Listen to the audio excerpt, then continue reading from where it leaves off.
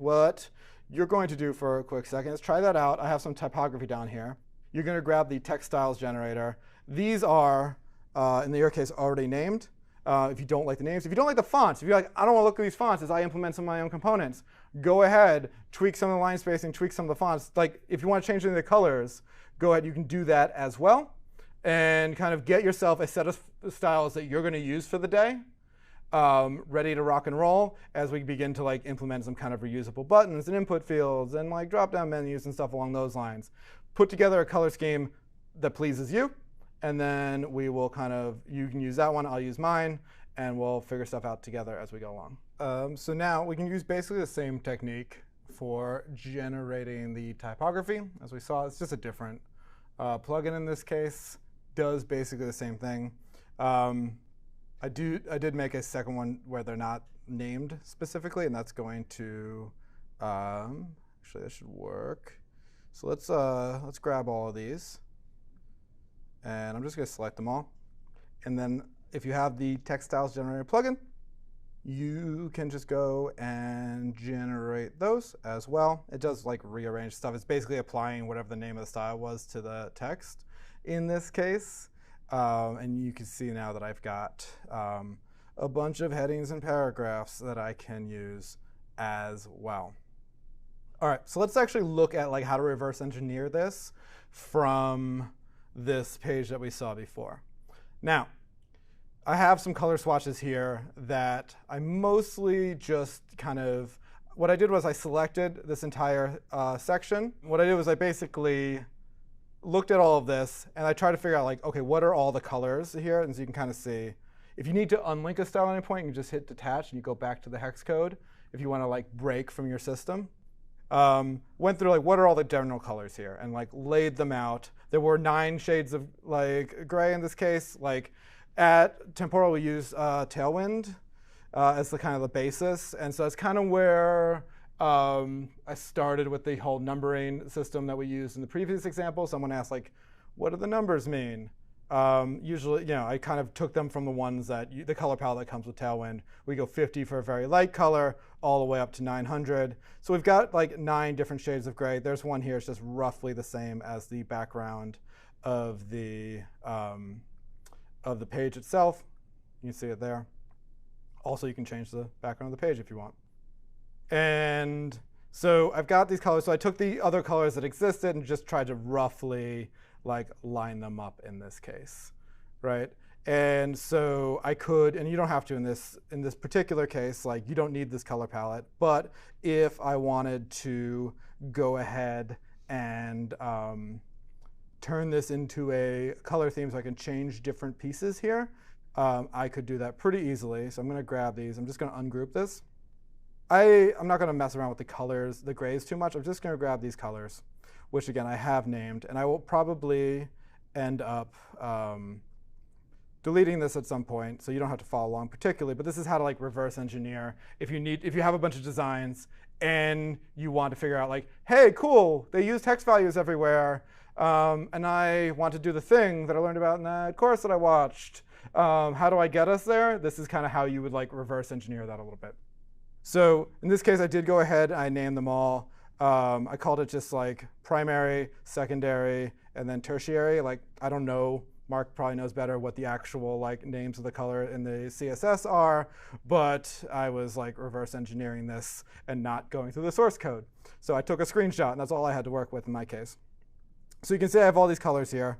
I could use that plugin that we saw before, and I can go ahead, and in this case, I'm just going to do the, which one, styler. I'm going to hit generate styles.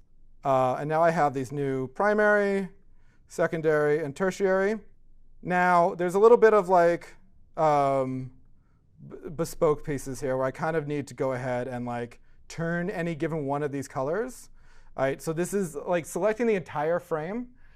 It's giving me everything that is that shade of blue, which looks to be, this one is, I think, that dark blue right there. So I can go ahead and I can just pick this one, and I have those colors I just made.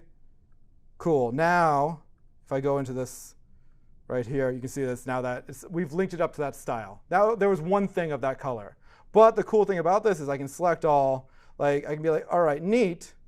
What I would like you to do now is go ahead and let's grab, we can say this one's easy, right? That's going to be get everything on the page that's color and make it this secondary color, right? Grab the darker one, we'll make it the slightly darker version of the secondary color.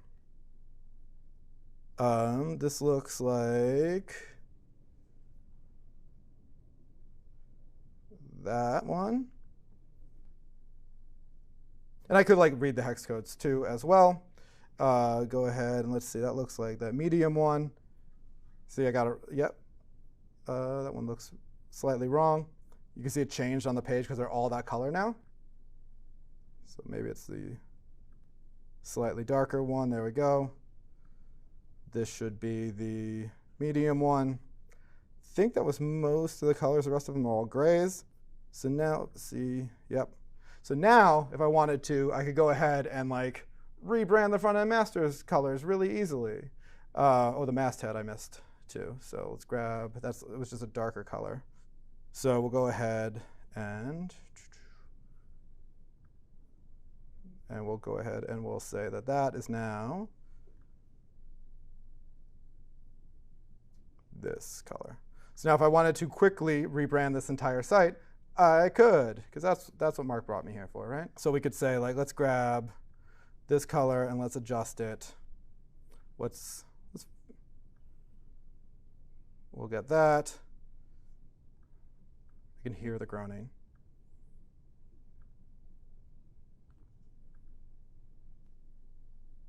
I can kind of change multiple things in design. I can change all the buttons all at once and kind of re-theme and restyle this page, and my styles will update everything across the entire application. So this works for one frame, but imagine you had like multiple pages of every flow going through the front-end master site. You could basically like change all the colors incredibly easily, like reverse engineering it from just a few pages and then applying it all the way through, right?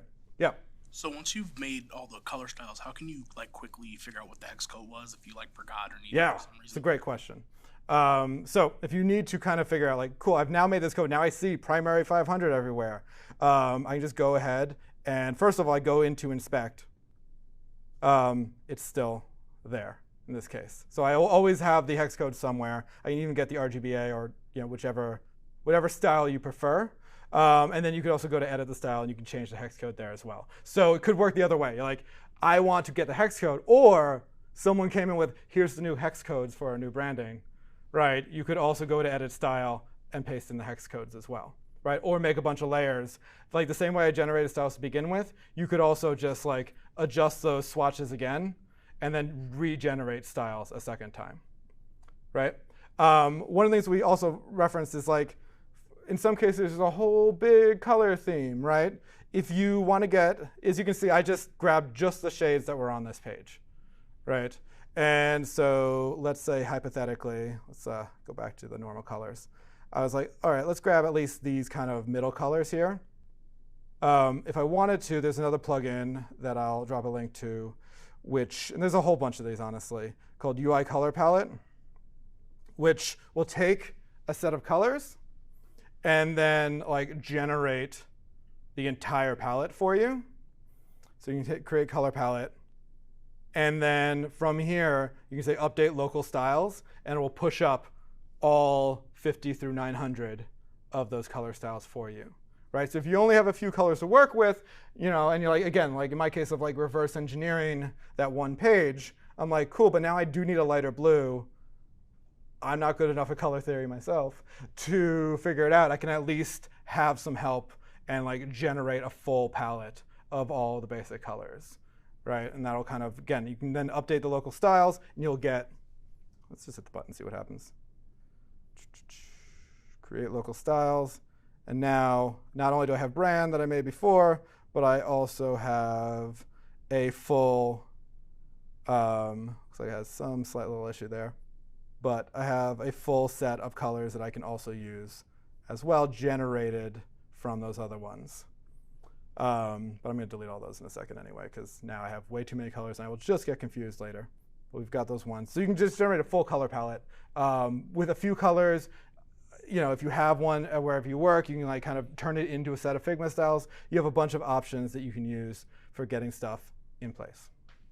And that's kind of the basics of styles. We'll revisit styles a few more times as we look at components and layout grids and all the other stuff that styles can do that we just haven't covered yet. But like now we have the basis of at least some amount of a typography system.